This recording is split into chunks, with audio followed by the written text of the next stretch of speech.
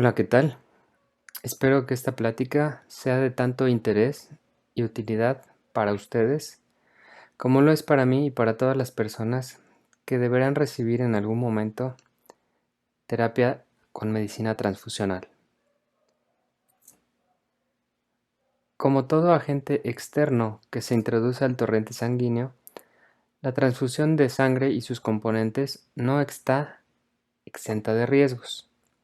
En todo el mundo a lo largo de la historia de la medicina transfusional se han implementado procesos y puntos de control en la cadena transfusional que implica un apoyo e interacción interdisciplinaria.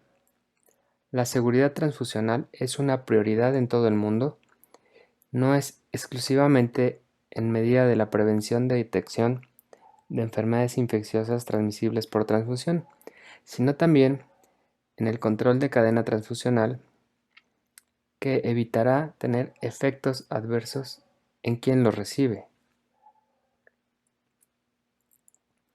Si bien las estadísticas de reacciones adversas a la transfusión pueden variar en cada centro donde se practica la medicina transfusional, los órganos reguladores encargados de concentrar la información estiman riesgos asociados a la transfusión, siendo los más frecuentemente observados aquellos atribuidos al factor del error humano durante los eventos concatenados en la cadena transfusional.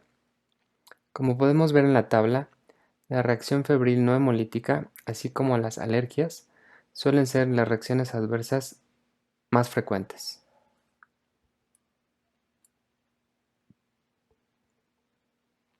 La cadena transfusional, que inicia desde la elección del donador idóneo, debe transcurrir varias etapas, todas y cada una con varios puntos de control y verificación, que, en teoría, reducen el riesgo de reacciones adversas a la transfusión en la persona sometida al acto transfusional. En la diapositiva podemos ver un esquema de los distintos puntos de control y procesos que se llevan a cabo en banco de sangre antes de la entrega del componente sanguíneo que será transfundido al paciente.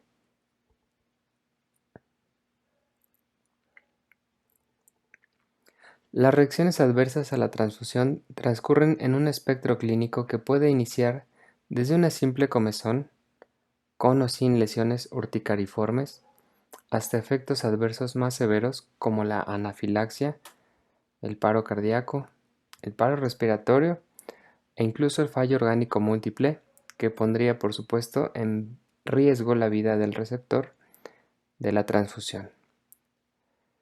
Reconocer las diferencias entre la evolución clínica del paciente que lo llevó a requerir la terapia transfusional y las reacciones que pudieran presentarse por las transfusiones requiere que el clínico mantenga un umbral de sospecha muy bajo a reacciones adversas, pero también se necesita establecer un juicio clínico preciso para poder calificar y atribuir un evento clínico al acto transfusional, es decir, detectar la diferencia entre una reacción adversa a la transfusión y las manifestaciones propias y atribuibles a la enfermedad de base, como puede ser un estado de sepsis, un estado posquirúrgico complicado o incluso reacción a los fármacos con los cuales está siendo tratado el paciente, suele necesitar tener un conocimiento previo del paciente, su enfermedad y los tratamientos que recibe.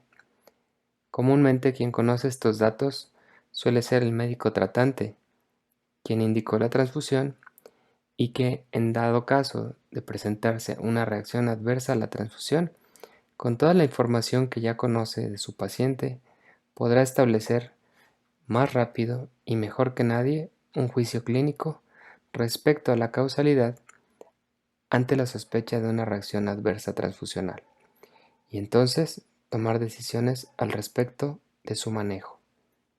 Toman relevancia un grupo de definiciones que están basadas en la normatividad mexicana que regula la actividad de los bancos de sangre y servicios de transfusión. La norma oficial mexicana 253, SSA 1/2012, define en varios puntos de su texto los conceptos que rigen el actuar del banco de sangre y los servicios de transfusión. Es importante conocer las definiciones básicas que en cualquier momento de esta sesión se pueden consultar en su bibliografía. Estas definiciones deben ser del dominio de todo el personal involucrado en la cadena transfusional. Sin embargo, quiero destacar que los dos tipos de transfusión con mayor riesgo de presentar reacciones adversas y complicar la atención al paciente suelen ser la transfusión de urgencia, así como la transfusión que se realiza en el domicilio del paciente.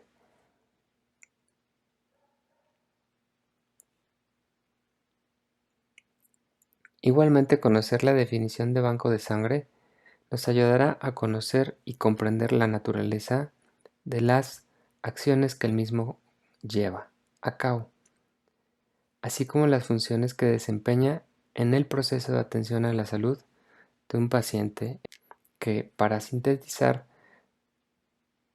se define como una organización legalmente autorizada para la promoción de la donación voluntaria, el reclutamiento de donantes, extracción de sangre, estudio, separación, conservación, almacenamiento, suministro y distribución de productos sanguíneos para abastecer a los servicios de transfusión.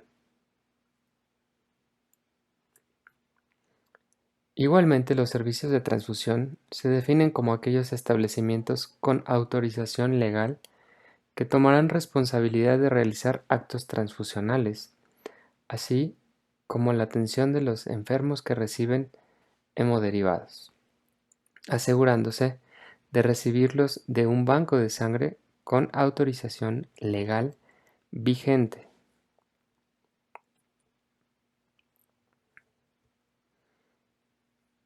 Una reacción o evento adverso se define en esta norma como una respuesta nociva e inesperada de aparición inmediata o tardía o incidente ocurrido en el donante o en el receptor, relacionada con la extracción o la transfusión de sangre o de sus componentes, que ocasiona síntomas, anormalidades, condiciones temporales o permanentes de diverso grado de severidad. Una reacción o evento adverso grave será aquel evento que pueda resultar mortal, potencialmente mortal, o que produzca invalidez o incapacidad, o dé en su momento lugar a hospitalización o enfermedad prolongada de quien recibió el acto transfusional. Sobre la definición de la hemovigilancia haré un poco más de énfasis, ya que la atención de las reacciones adversas a la transfusión está comprendida dentro del proceso o uno de los procesos que lleva a cabo el sistema de hemovigilancia. La hemovigilancia es un sistema integrado por varios procesos llevados a cabo por las diversas entidades que participan de manera integral en la cadena transfusional. Quiere decir que el banco de sangre tendrá procesos particulares y exclusivos de esta área que se ligarán con procesos de los servicios de transfusión sanguínea, mismos que inician cuando se reciben los componentes de sangre distribuidos por el banco. Y a su vez, estas interacciones están vigiladas y concatenadas con procesos que llevan a cabo las entidades regulatorias. En México, la COFEPRIS, el Centro Nacional de la Transfusión Sanguínea y los Centros Estatales de la Transfusión Sanguínea vigilan el cumplimiento de la normatividad, teniendo en el centro el compromiso de la mejor atención y calidad y seguridad transfusional de los pacientes que reciben sangre y sus derivados. El objetivo final de la hemovigilancia es entonces la detección, registro, análisis, evaluación de toda la información relacionada con los efectos adversos de la transfusión acaecidos en cualquier punto de la cadena transfusional, con los cuales de manera continua se genera un análisis de todos los incidentes comunicados con la finalidad de implementar estrategias para disminuir y prevenir la incidencia en futuras ocasiones.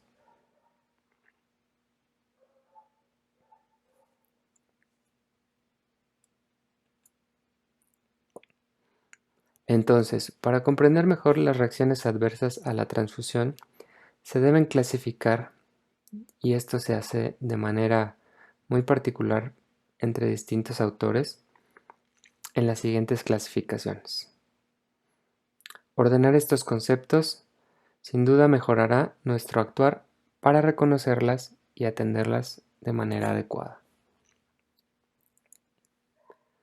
Las reacciones transfusionales se pueden clasificar en dos categorías: aquellas mediadas por mecanismos inmunológicos, en donde se incluyen la reacción hemolítica aguda, la reacción febril no hemolítica, la reacción alérgica, la lesión pulmonar asociada a la transfusión, la aloinmunización con destrucción plaquetaria inmediata. También se pueden clasificar como de causa no inmunológica, en donde se engloban la contaminación bacteriana, la sobrecarga circulatoria asociada a transfusión, la hemólisis no inmune y las reacciones hipotensivas. Igualmente, se puede presentar a su vez la reacción pulmonar asociada a la transfusión en esta categoría. Ambas pueden presentarse de manera inmediata o de manera tardía, como se observa en otra clasificación, que de acuerdo a la temporalidad podemos dividirlas en reacciones agudas o inmediatas cuando ocurren en el periodo comprendido en las primeras 24 horas de haberse iniciado el acto transfusional. Las reacciones tardías o de aparición retardada se clasificarán en aquellas que se presenten o identifiquen pasadas 24 horas posteriores al inicio del acto transfusional. Las reacciones adversas asociadas a un agente infeccioso se clasifican como tal y se desarrollarán en otras diapositivas. Igualmente, de acuerdo al cuadro clínico, se pueden clasificar en reacciones que cursan con un evento febril y aquellas que no cursan con evento febril. Se debe tener muy claro los conceptos anteriores y la manera en la cual interactúan estas clasificaciones para poder orientar nuestro pensamiento, abordaje y acciones a seguir al momento de identificar una posible reacción adversa a la transfusión. Las reacciones agudas transfusionales, de acuerdo a la clínica, pueden ser febriles, alérgicas o de aparición pulmonar. Pero también hay una subclasificación en donde las alteraciones metabólicas como la hiponatremia, la hipercalemia, acidosis, hipotermia y toxicidad por citrato pueden desencadenar síntomas agudos en el paciente que recibe una transfusión. Las reacciones febriles agudas son la reacción transfusional hemolítica aguda, la sepsis asociada a transfusión y la reacción transfusional febril no hemolítica. Las reacciones alérgicas se pueden dividir en dos subclases, como son reacciones leves o reacciones severas. Y las reacciones pulmonares tienen dos grandes exponentes, como es la sobrecarga circulatoria asociada a transfusión, como sus siglas en inglés TACO definen, y la reacción pulmonar aguda asociada a la transfusión, por siglas en inglés TRALI.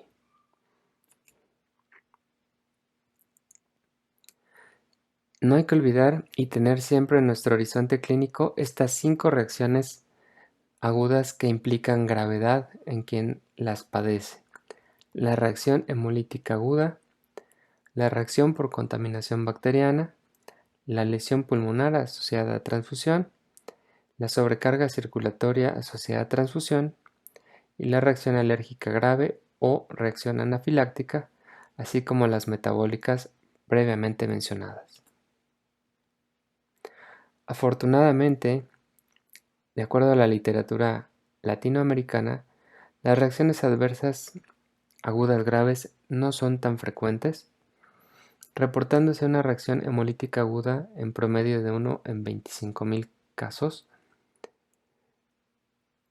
una reacción febril no hemolítica en 1 de cada 10 transfusiones de concentrados plaquetarios y 1 en cada 3.000 de glóbulos rojos, una reacción anafiláctica en 1 en cada 40.000 transfusiones y una reacción urticariforme de 1 en 100 casos, siendo esta de las más frecuentes que podemos encontrar en la práctica clínica diaria.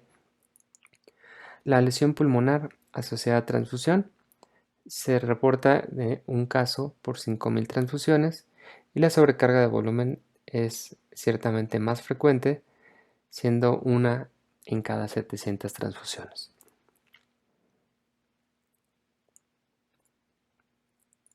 Como podemos observar en esta diapositiva sobre los datos clínicos de las reacciones adversas a la transfusión, estas tendrán un espectro clínico muy amplio, con manifestaciones tan sutiles como pueden ser únicamente prurito, cefalea, o síntomas moderados como urticaria, calambres, disnea leve, disnea progresiva, hipertensión arterial, hasta manifestaciones clínicas tan agudas y severas como puede ser el angioedema, la anafilaxia, una hipotensión o estado de choque.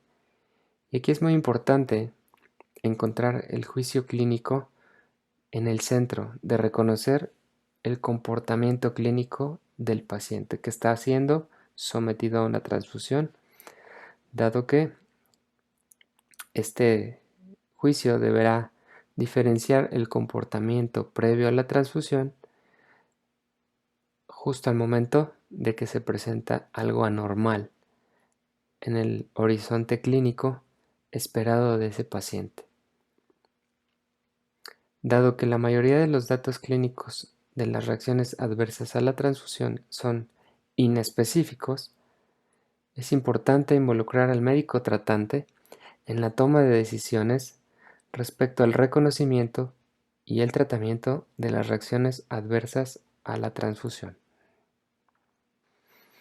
Las reacciones adversas transfusionales tardías o retrasadas no suelen observarse en el contexto de la transfusión eventual o en el paciente que la puede estar recibiendo de manera ambulatoria, sino que se suelen detectar en los contactos posteriores durante el seguimiento de la relación médico-paciente. En las reacciones adversas a la transfusión retardadas suele ser el hematólogo o el médico tratante el que gestiona la información sobre un posible efecto adverso relacionado con la misma. También suele ser el que toma las medidas necesarias según la sospecha con los datos preexistentes clínicos del paciente. Las reacciones transfusionales tardías se subclasifican en reacción hemolítica serológica, en la reacción injerto contra huésped asociada a transfusión, en la púrpura posttransfusional y en la sobrecarga crónica de hierro.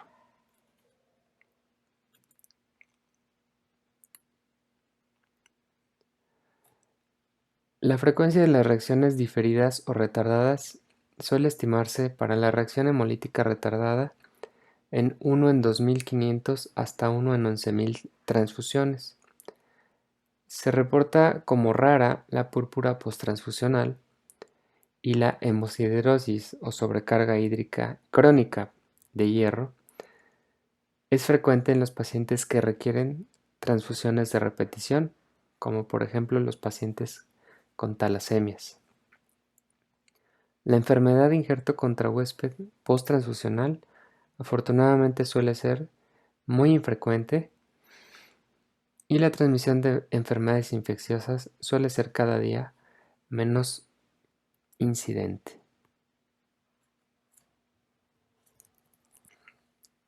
En la clasificación de infecciones transmitidas por transfusión se hacen ciertas subclasificaciones de acuerdo al agente transmitido. Las infecciones bacterianas transmitidas por transfusión suelen ser aquellas generadas por bacterias gram positivas o gram negativas. Estas se clasifican cuando en el receptor de una transfusión se identifica una infección bacteriana transmitida a través de un componente que se administró por transfusión intravenosa. Aparecen habitualmente en las 24 horas siguientes a la transfusión sanguínea, dando un síndrome febril, acompañado clínicamente de siendo taquicardia, calosfríos, hipotensión y obviamente sin la evidencia de tener previamente a la transfusión un cuadro infeccioso. En casos graves, este cuadro puede evolucionar incluso a la coagulación intravascular diseminada. Las infecciones virales transmitidas por transfusión, como pueden ser transmisión de virus de hepatitis, VIH, virus de Epstein-Barr, virus linfotrópico humano, citomegalovirus, dengue, herpes, parvovirus, suelen identificarse cuando aparecen signos o síntomas de estas infecciones sugestivas de haber sido transmitidas por vía sanguínea.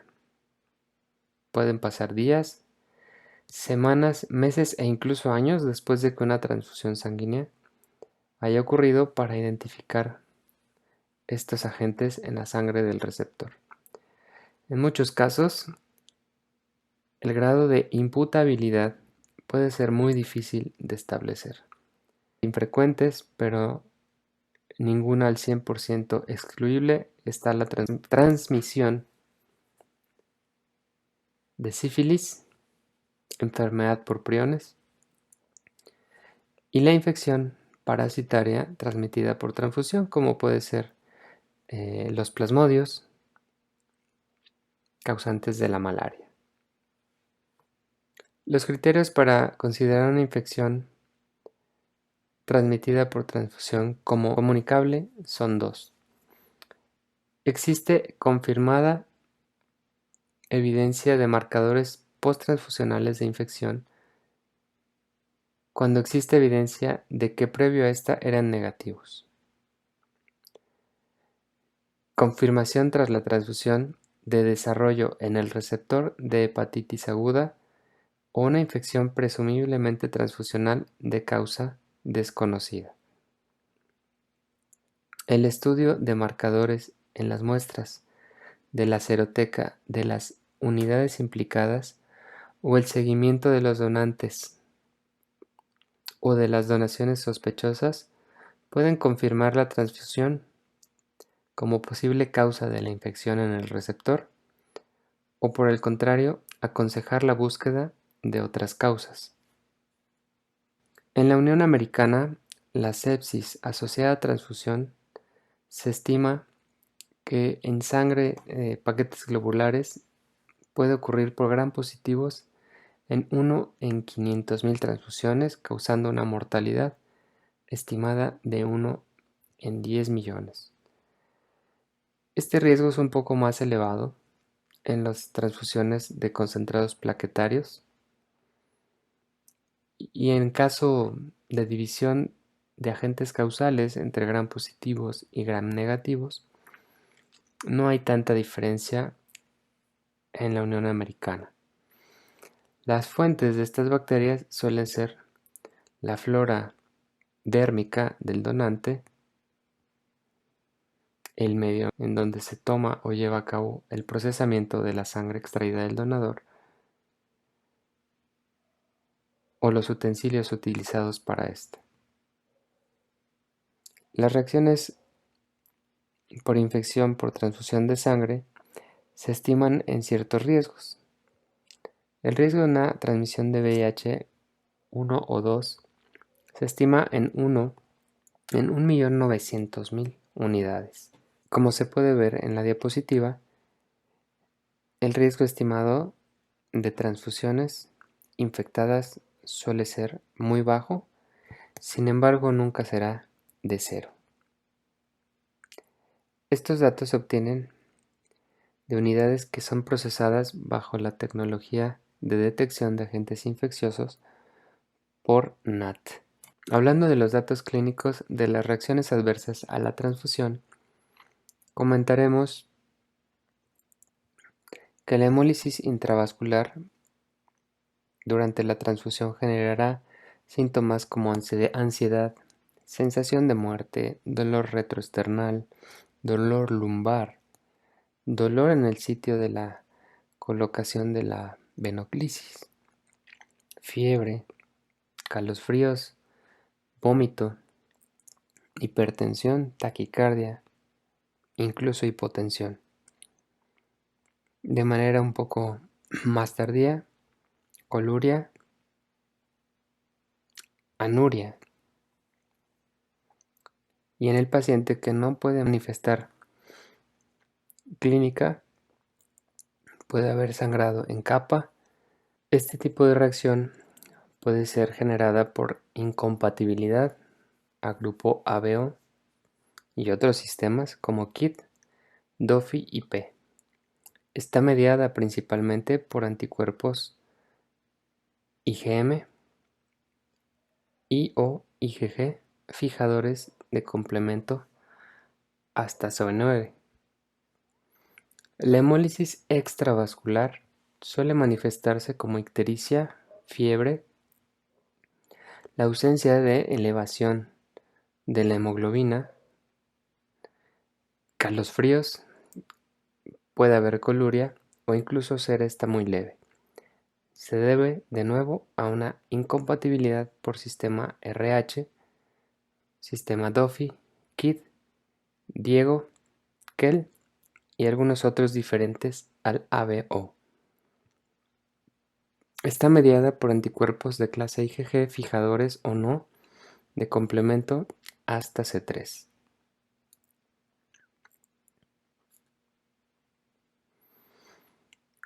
La reacción febril no hemolítica se manifiesta como fiebre o un incremento de la temperatura corporal basal del paciente mayor a 1 grado centígrado durante la transfusión.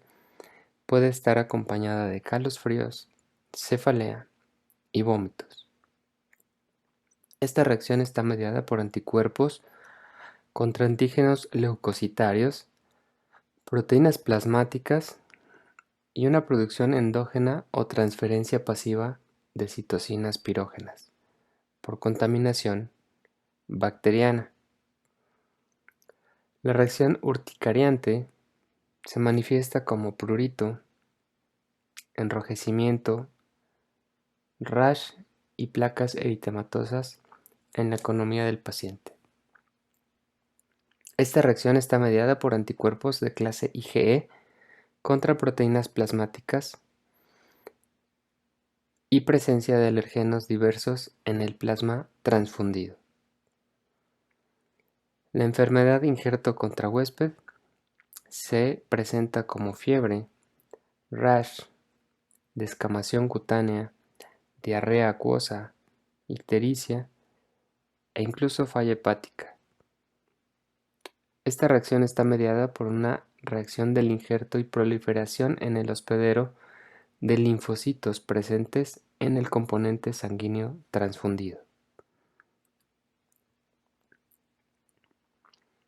La reacción anafilactoide se caracteriza por cursar con urticaria, estornudos, tos, broncoespasmo, estridor laríngeo, ronquido, angioedema, dolor torácico, disnea súbita, sensación de opresión en el pecho, dolor retroesternal, hipotensión, taquicardia, arritmias, vómito, diarrea en la ausencia de fiebre.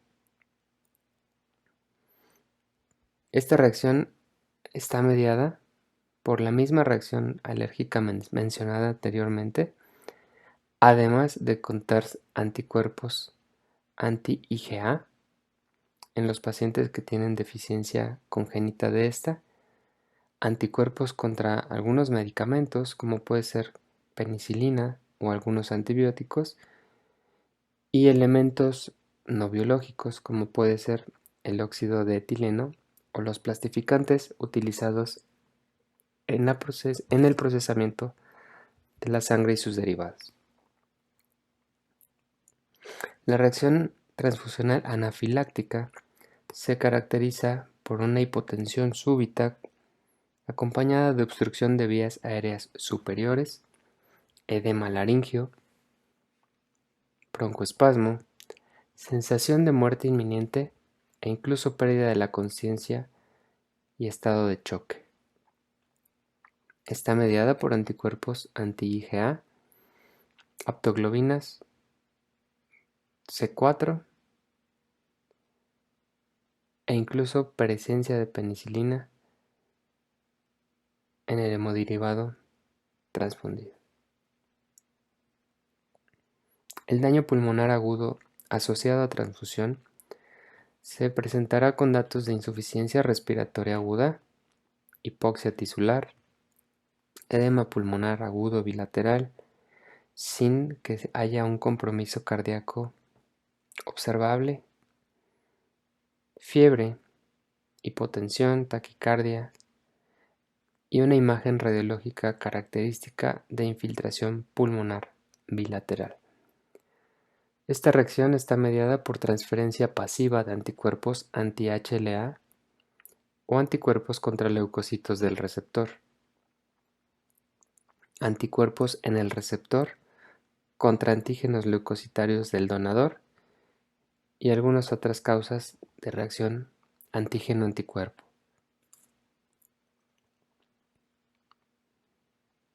La púrpura trombótica posttransfusional se manifestará como petequias, sangrado de piel y o mucosas, incluso un sangrado gastrointestinal, hematuria o una hemorragia intracraneana que incluso puede ser fatal.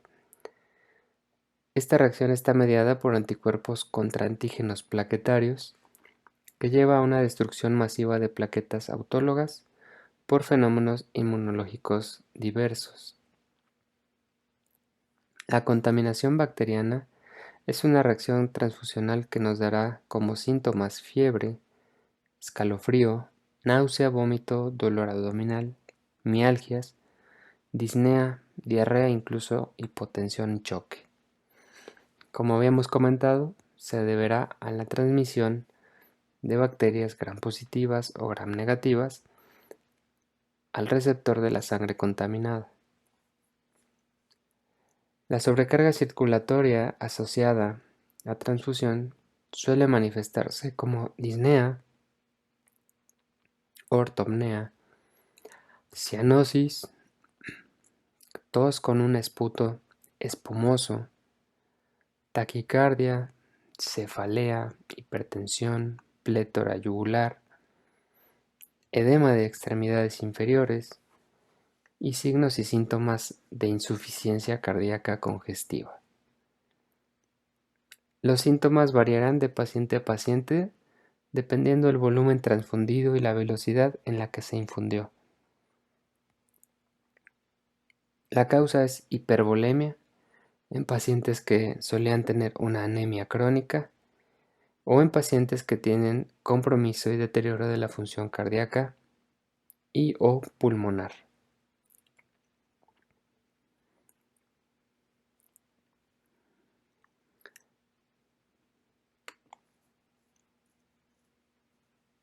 En la actualidad, y dado que no sabemos si un paciente reaccionará mal a una transfusión, se debe desalentar la transfusión domiciliaria, en donde se carece de los equipos e insumos necesarios para atender reacciones adversas a la transfusión, agudas y potencialmente severas. De acuerdo a la legislación vigente y a las guías de buenas prácticas clínicas transfusionales, se recomienda que los servicios de transfusión cuenten con protocolos y procedimientos normalizados para la atención de reacciones adversas, capacitación del personal involucrado en la transfusión de componentes sanguíneos, así como una infraestructura, equipos e insumos para la pronta atención de la misma. Cada servicio de transfusión debe establecer los procedimientos y protocolos a seguir, especificando el actuar de los dos principales profesionales de la salud involucrados en el procedimiento de transfusión: el personal de enfermería y el equipo médico de staff, médico de guardia, anestesiólogo en el caso de los pacientes transfundidos en sala de operaciones, o el médico tratante del paciente, o en su defecto, un grupo multidisciplinario de código de emergencia de cada hospital, quienes ciertamente, en el caso de presentarse las reacciones adversas a la transfusión, severas e inmediatas, serán los salvavidas de cada paciente.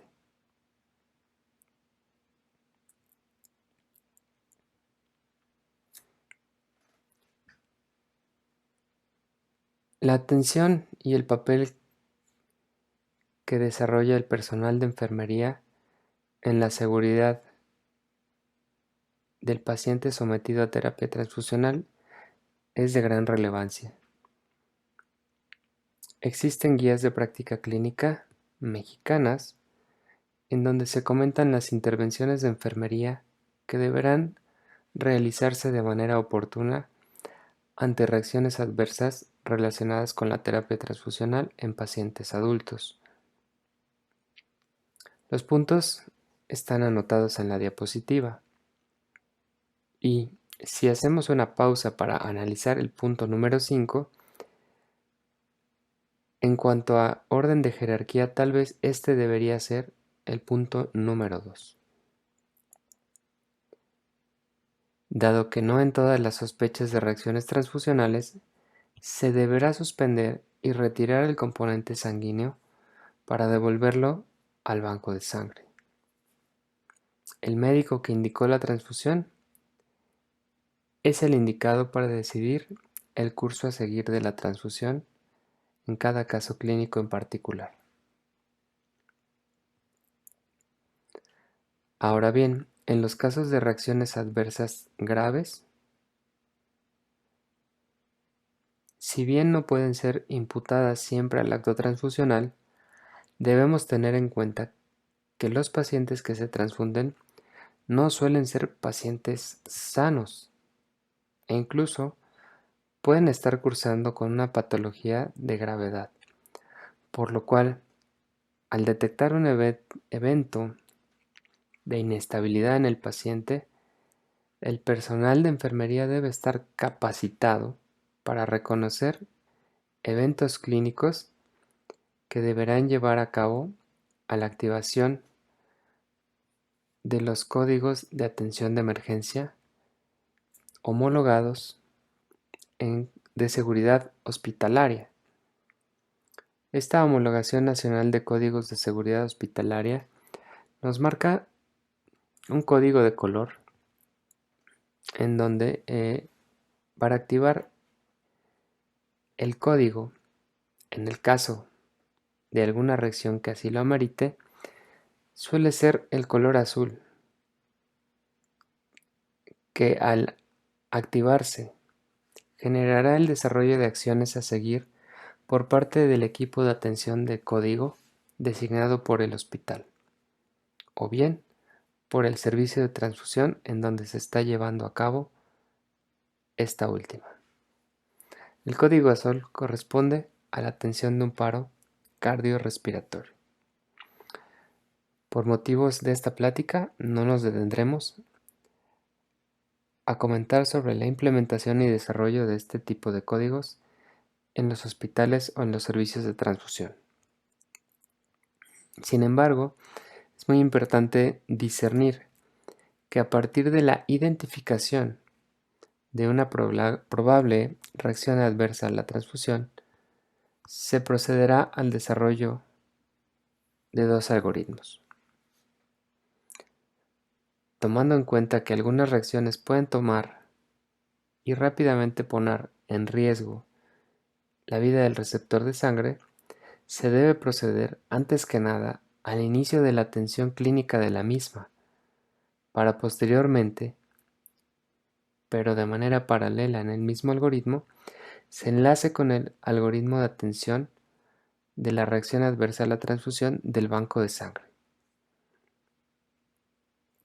La evaluación por parte de la primera persona que identifica una probable reacción adversa a la transfusión debe suponer que el personal conozca los protocolos de soporte vital básico, ya que en estas reacciones severas no será posible notificar al médico tratante o al equipo de código antes de tener que iniciar la atención de la emergencia identificada.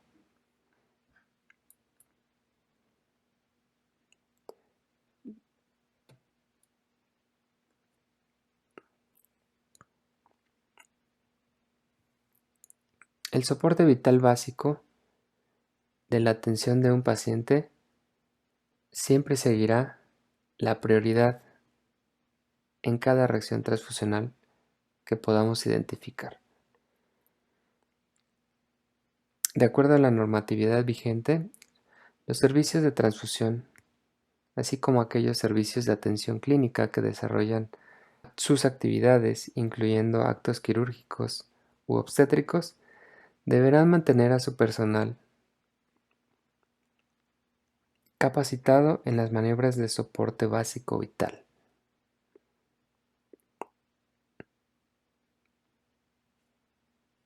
incluyendo la capacitación en la atención de paros cardiorrespiratorios y evitar una muerte prematura.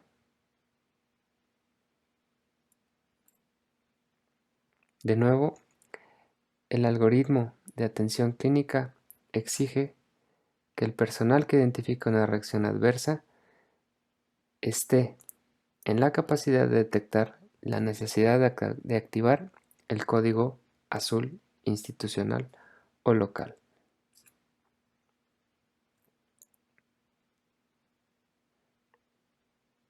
El algoritmo simplificado del soporte vital básico para profesionales de la salud realmente no ha cambiado a lo largo de los años y es indispensable que se encuentre disponible para todo el personal que esté involucrado en la cadena transfusional. No es motivo de esta plática abundar en la implementación y desarrollo de estos algoritmos, sin embargo se dejan como un recordatorio del mínimo de conocimiento que deberá tener el personal de apoyo durante el procedimiento de las transfusiones sanguíneas.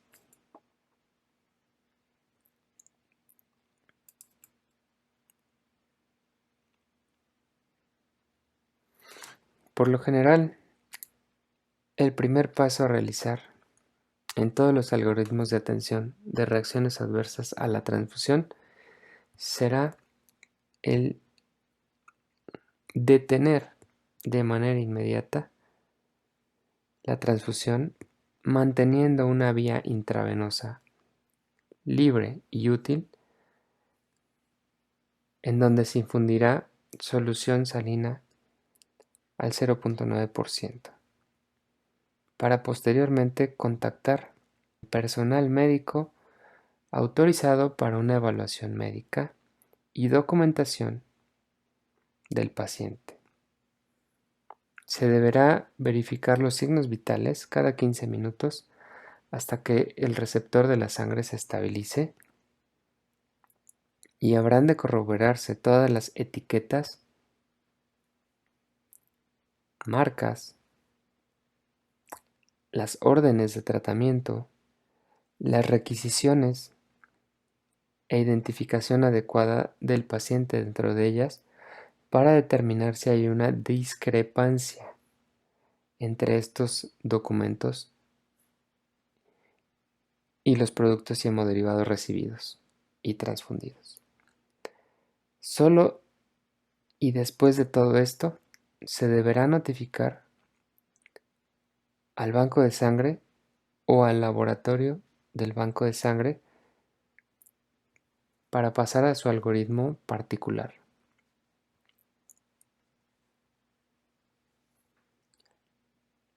Los médicos tratantes o autorizados para llevar a cabo esta determinación serán los únicos que podrán determinar si la transfusión debe continuar o no.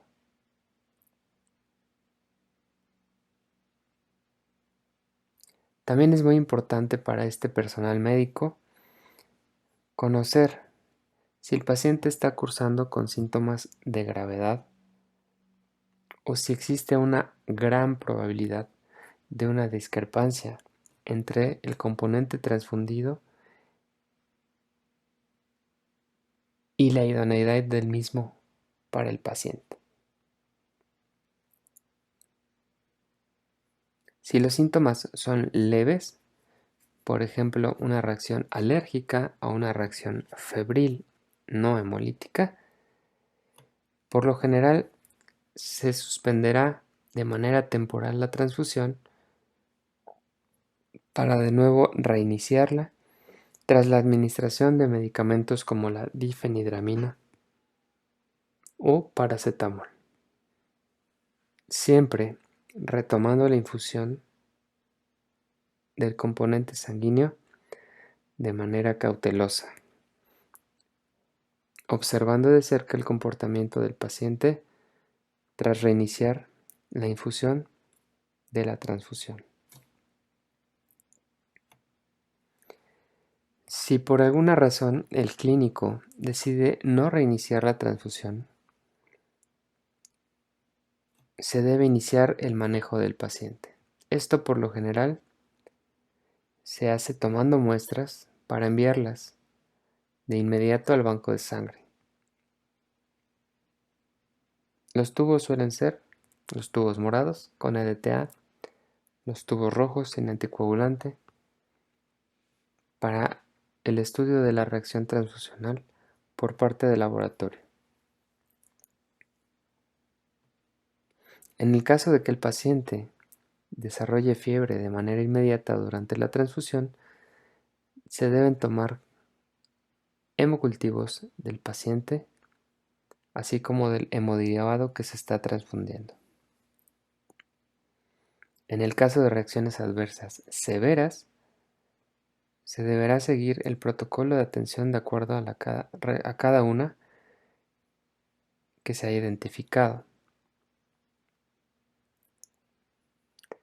En el brazo de la atención de reacciones leves, en el caso de volverse a presentar síntomas durante la reinfusión, la transfusión debe ser detenida de manera inmediata y suspendida de manera definitiva. De nuevo, el criterio del clínico para tomar esta decisión es de gran relevancia. En tanto esto ocurre, podemos hacer una síntesis de los pasos a seguir en el caso de identificarse por parte del servicio de transfusión una reacción adversa a la misma. En primer lugar, detener el goteo transfusional, manteniendo una vía periférica para poder infundir soluciones.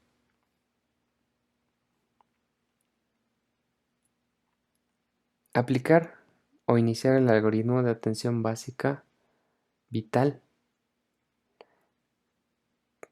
con las siglas C, de atención a la circulación, A, de atención a la vía aérea y por último la B, que es la vía respiratoria. En tercer lugar, pero no menos importante, la notificación al médico tratante de acuerdo a los protocolos de comunicación interhospitalaria establecidos por cada servicio de transfusión.